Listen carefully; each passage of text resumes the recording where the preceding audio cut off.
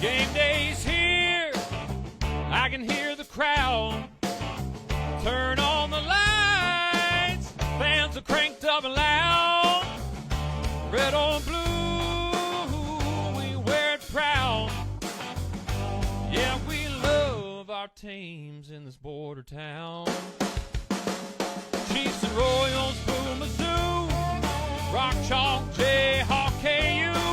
Hear that drum pounding in your feet. Yeah, you're marching to the beat of KC. What is going on, YouTube? What is going on, Kansas City? And what is going on, everybody? And welcome to the beat of KC. Ladies and gentlemen, my name is Lucas Murphy, and today we're going to be talking about off-season Kansas City Royals baseball. And they have been actively proactive, seriously, when it comes to making moves already. And that doesn't specifically mean players, although they have made a few moves with some players. They've had let some players go.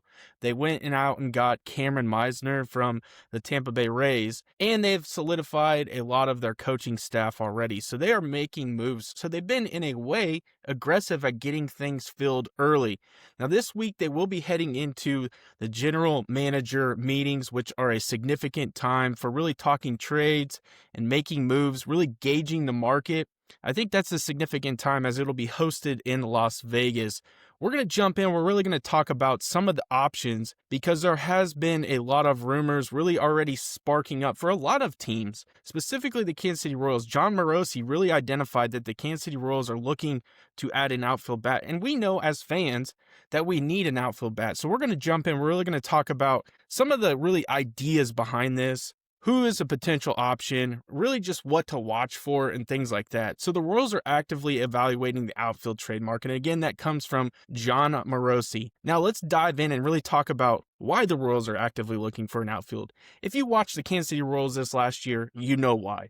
But their outfield production in 2025 was very weak. The group posted a 225, 285, 348 slash line and a 73 WRC plus, meaning they were 27% below league average. The current outfield roster, as it sits right now, includes names like Jack Caglione, who we know is preferably a first baseman, but you have a bona fide solidified first baseman in Vinny Pasquantino.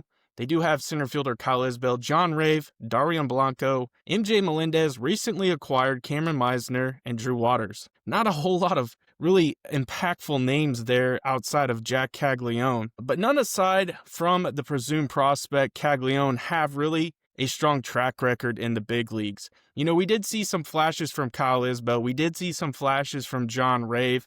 Darian Blanco, I really think, sustained an injury, and for the most part, we know what Darian Blanco is going to bring you, and that's speed on the base pass and a good defensive replacement late in the game. Jack Caglione was a rookie. He's going to figure it out, ladies and gentlemen. He's going to be a special talent. But financially, the Royals aren't planning a dramatic payroll increase in 2026. They expect the payroll to be similar to 2025, really $140 million, which is estimated. I would anticipate it to be a little bit higher, you know, depending on what moves they make and what additions and subtractions and all kinds of good things. But relatively, that's where we're going to be at. And with limited free agent spending capacity, they really are more leaning towards a trade, which is why these meetings in Las Vegas are going to be so impactful. So because of that, upgrading via trade rather than expensive free agency may be more viable for an outfield addition. Potential trade partners that were mentioned by Jon Morosi include the Los Angeles Angels and the Boston Red Sox. Now, the Kansas City Royals, really all of last year, and I would say maybe a little bit beforehand, have been tied to the Los Angeles Angels and more recently the Boston Red Sox. And really what we're looking at specifically was Taylor Ward. For the longest time, Taylor Ward was tied to the Kansas City Royals in some trade capacity. It just never was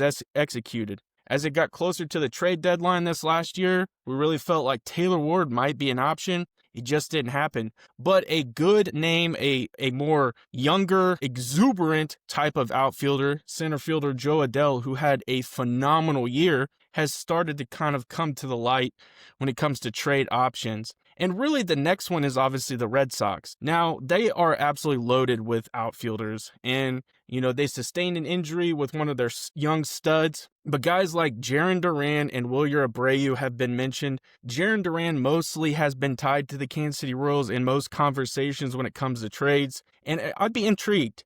You know, obviously Jarren Duran plays left field, Taylor Ward plays left field, but Joe Adell's your center fielder. Wilyer Abreu, I do believe, played right field. It'll be interesting to really see how this really evolves, comes about. Other teams such as the St. Louis Cardinals, Minnesota Twins, and Arizona Diamondbacks may also have outfielders available. So just because those two teams are mentioned does not mean that that's where they're dead set. That's what it's so important with these meetings, is that they get the conversations rolling. They really find out who's interested in making moves and what would be available and what they would be looking for in return. Now, the Royals outfield struggles are well documented. As we mentioned, a 73 WRC plus is the worst mark in MLB for 2025. Given the salary, commitment, constraints, payroll staying similar, modest means for big free agents probably not happening, the Royals front office, led by JJ Picollo, appears to be using the trade market as a lever. Buy smart rather than spend big. And it makes sense. Small market, you have to make moves, and what is available is the trade. So the trade route has two advantages for KC. One, they might get a more cost-controlled outfielder, or one under several years of control, and or number two, they can trade from an area of relative strength, the rotation, to address weakness, as well as catching prospects. So that is a huge thing to think about. The suggestions of the Angels and Red Sox as partners make sense. For the Angels, the outfield logjam, making moves, someone is plausible. For the Red Sox, excess outfield options, plus the need for upgrade elsewhere, as well as even potentially in some areas in the outfield. It equals a potential match for these teams for sure. One subtle but important point, though rebuilding teams often trade away players, KC in this case, is a sort of hybrid retooling mode. They're not bottoming out, but they need to shore up a weak spot and want to compete. I mean, we were right there on the cusp of making the playoffs. We just came up short, and it really kind of is solidified in those statistics from the outfield. And I think that's really kind of identified as a weak spot. So some things to really look for when it comes to these trades potential. Which outfielder or outfielders the Royals go after? Will they aim for a corner outfielder with power, so a guy like Taylor Ward? Or a center fielder, I mean, even left field could be Jarren Duran, or a power center fielder with defensive value upside, which is Joe Adell, or perhaps someone more versatile. So there are other options. What KC's willing to give up, that's the biggest thing. What is going to be the asking price for players like this? You would anticipate they're going to cost a lot, especially with team control. With the rotation being a relative strength, the Kansas City Royals we're talking, we might see them packaging a starting pitcher or pitching prospect and or one of their catching prospects in exchange for these outfielders. In a market that never sleeps, one name rises above the rest. Lisa Miller from Dan Lynch Real Estate. Trusted by hundreds and recognized across the Midwest. She delivers results when it matters the most. With over 13 years of experience and licenses in both Kansas and Missouri, Lisa isn't just selling houses. She's helping you find a place to call home. Whether you are a first-time homebuyer, looking to upsize, or selling your current home, Lisa makes the process smooth and stress-free. As a local expert passionate about building lasting relationships, she ensures her clients feel confident and satisfied every step of the way. Don't wait, your perfect home is just a call away. Contact Lisa today at 913-579-3246 or 913-369-3000 or visit lisamillersaleskc.com. Let Lisa Miller at Lynch Real Estate help you start your next exciting chapter. And let her know the beat of KC, Lucas Murphy, sent you her way. The trade cost will be telling how much value, again, they're willing to surrender. Again, what the asking price is. That's why I think it's going to be so valuable to really go in and just talk to all these teams. Now, are they going to trade in division to like the Minnesota Twins? Probably not. Does that happen? Yes. But there's a good chance it may not happen. Now, a thing that the Kansas City Royals are definitely going to be looking at is control and contract status of these trade targets. So given, again, the payroll constraints, targeting a player with multiple years of team control, or at least a affordable near-term salary, will be strategic. Players nearing free agency or big salary increases might be tougher fits. I do agree, because then you're going to be limited on the time that you have them, and then there's a chance they may not return. So timing. The GM meetings are scheduled to start this week, and we talked about that. I would anticipate the Royals getting a good feel for where the requests are during these meetings. Historically, if I recall, outside of like the Zach Greinke trade, the Royals typically use the meetings in Las Vegas, and before I believe they were in Florida, but they really use those times to just feel the market out, and the trade would occur post meetings. So they're really getting a good grasp of the market. Then they go and they kind of probably do their research. They do a little bit more studying. They identify the players that they may need to move, and they typically make those moves post meeting time. Other teams that may get involved, though the Angels and Red Sox are high-profile possible partners, other clubs with excess outfielders may surface, which may be a disadvantage for the Kansas City Royals. That's why they need to monitor the broader market as well, because if a bigger market comes in and has the ability to offer up way more of a package for a player like Jarren Duran or Joe Adell or Taylor Ward or whoever they may be seeking, you want to kind of make sure you get on it quick at the same time. So there's a chance something like this could happen relatively quick, and that's kind of how the Royals have to act too. They've done it with free agents. You know, they go out and they try to get ahead of the market. They try to make sure that they're solidifying guys on their roster before bigger markets come in, and they may miss out on a guy like Kyle Tucker. They may miss out on a guy like Cody Bellinger, and those bigger markets have to then make a move, and they would start targeting guys that the Kansas City Royals would be looking after. So I think really kind of to solidify this video, the implications for Royals fans. If you're a Royals fan, good news. The front office acknowledges a glaring deficit, which there's no question. I mean, they saw the stats. They see it every day. They're seeing how this team performs. They see them play every day. So they're seeing what the fans are seeing. And it appears that they're being proactive rather than passive, especially if this information is already out, especially if John Morosi is already reporting it, then you know that they're already being active and they're seeking out some of these options. Be prepared for a potential trade offer where KC parts with some pitching staff depth or prospects to shore up the outfield. Hopefully, ladies and gentlemen, it's nobody that we really are anticipating contributing to this team. I would hate to see a guy like Carter Jensen go, although I don't think that he's going to be available.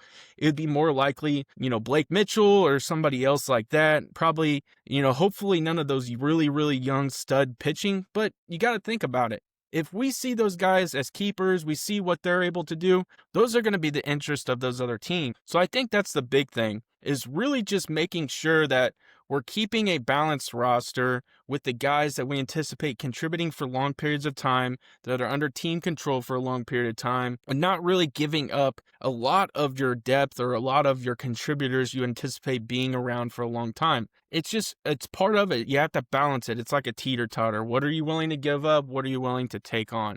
That's just the big thing. And again, this could be pivotal offseason because fixing the outfield could take a big step toward making this team competitive even more. I mean, the big thing is the very first thing you want to focus on is competing within the Central Division. You want to be able to compete against those teams because if you're winning the Central, then guess what, ladies and gentlemen, you're going to the playoffs. You don't always want to have to fight for a wild card. Go ahead and go out there and attack the Central and try to and win that. The big thing, too, is keep an eye on the trade chatter. Names, rumors, and packages will start surfacing, which we've seen some of that already. And how aggressive KC gets could determine how strong their 2026 outlook is, especially if they plug in one of these guys. Depending on where they're at, Jarren Duran may lead off. Joe Adell could potentially slot into the power spot in the lineup. I mean, depending on who they get, really, if they go out and get a Taylor Ward, where does he plug into the lineup? I mean, he's a significant contributor too. So there's really a lot of guys that are being eyed by this team. Appreciate y'all checking out this video. I'm super excited. We added guys like Connor Dawson to the hitting staff. We added Marcus Times to the hitting staff. So really they're going to get an opportunity to work with some new guys. Connor Dawson's a local guy. He's very analytical. Marcus Times has actually played in the MLB. He played a little bit of time with the Detroit Tigers. He also was the hitting coach, I believe, for the Los Angeles Angels when Shohei Ohtani was there.